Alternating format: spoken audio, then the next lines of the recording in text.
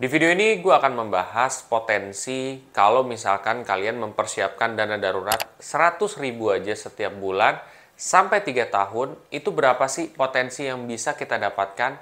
Nah, diharapkan dengan adanya seperti ini, teman-teman yang masih kuliah sekarang, itu pun jadi terbantu dan termotivasi untuk mempersiapkan dana darurat. Karena kita nggak ada yang pernah tahu, kalian mungkin butuh duit di saat-saat darurat. Buat kamu semua yang penasaran bagaimana strateginya, simak video ini sampai full.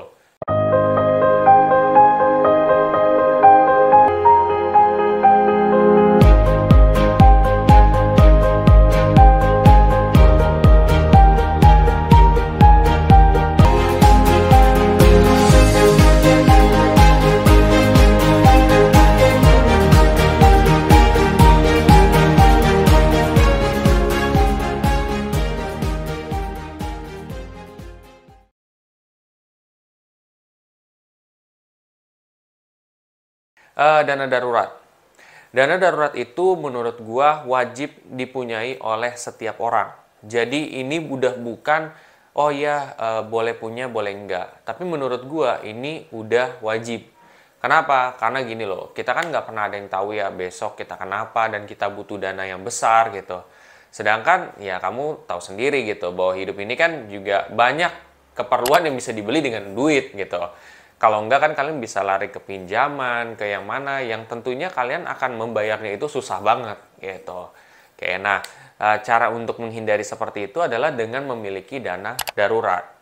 Nah, dana darurat ini sebenarnya bisa kalian simpen dengan berbagai macam cara. Ada yang 50% ditaruh di bank, ada yang 50% lagi ditaruh di instrumen investasi. Nah, instrumen investasi di sini itu bisa berbagai macam. Salah satu contoh yang akan gue bahas di sini adalah di reksadana. Nah, di reksadana spesifiknya itu di reksadana pasar uang. Kita ambil contoh misalkan kita masukin di reksadana pasar uang Sukor Invest Money Market. Nah, Sukor Invest Money Market ini adalah salah satu reksadana pasar uang juga, ya.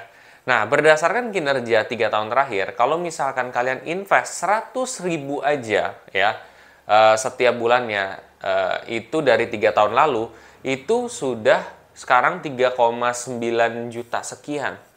Normalnya kalau misalkan kalian naruh di bank aja, mungkin itu hanya 3,6 juta. Ya, dari mana asalnya? Ya, dari 100.000 dikalikan dengan 12, 1,2 dikalikan dengan 3, itu 3,6 juta. Sedangkan kalau misalkan di reksadana bisa sampai potensinya itu 3,9 gitu ya. Ini berdasarkan kinerja masa lalu. Artinya bahwa di reksadana bisa potensinya lebih gede yang kalian dapatkan. Kalau misalkan kalian cuma taruh di tabungan kan ada pengurangan biaya admin dan lain sebagainya gitu ya. Contohnya kayak biaya admin nih. Lo dapat bunga, tapi kan dapat biaya admin. Karena kalau deposito juga kayak gitu. Lo dapat return, tapi di satu sisi lo belum dikurangin pajak gitu. Nah, kalau reksadana ini sendiri kan itu belum instrumen pajak ya, jadi tidak kena pajak sama sekali seperti itu. Sejauh ini sih seperti itu. Oke, jadi sebenarnya potensi yang kalian bisa dapetin tuh lumayan kalau misalkan kalian invest di 3 tahun. Kalau di 1 tahun mungkin kalian nggak akan terasa ya untuk misalkan untuk mempersiapkan dana darurat jatuhnya kayak hampir 11-12 lah ya. Misalkan nih, kalau kalian lihat dari 1 tahun terakhir kinerjanya, itu paling kalau di reksadana 1.230 sekian lah gitu ya. Itu berdasarkan 1 tahun terakhir seperti itu. Sedangkan kalau misalkan kalian nabung biasa 100.000 dikali 12 aja udah 1,2 juta. Jadi tipis banget, beda 30.000 sekian lah gitu. Tapi at the end of the day bukan masalah gede-gedeannya juga sih, tapi lebih ke bagaimana lo cara mempersiapkan dananya. Lo mau pakai instrumen apa aja sah-sah aja. Nah, mungkin ada sebagian yang kalian taruh misalkan di reksadana pasar uang, sebagian lagi kalian taruh misalkan di satu bank khusus yang dimana terpisah dari bank yang seharusnya kalian. Misalkan Bank Jago, ya kan, kalian juga bisa tuh ya taruh Bank Jago juga ya, karena Bank Jago sama Bibit juga udah terkonek nih gitu. Seperti itu guys. Itu aja yang pengen gue sampaikan hari ini, bahwa berarti kalau misalkan kalian menyisihkan dari hal kecil aja kayak seman 100.000 itu bisa hasilnya gede loh. Kalau misalkan berat daripada kalian kan bisa aja kalian 25.000 per minggu, karena kan dalam 1 bulan ada 4 minggu. Ya udah 25.000 dikaliin 4 aja. Hasilnya udah 100.000. Jadi kalian coba nyisin aja 25.000 buat dana darurat kalian. Kita kan nggak pernah ada yang tahu ke depan seperti apa. Buat kalian yang setelah ini termotivasi untuk mulai berinvestasi reksadana di aplikasi Bibit, kalian bisa pakai kode referral gue yang ada di bawah ini. Nanti kalian bisa dapat cashback 25.000 kalau misalkan kalian invest 100.000.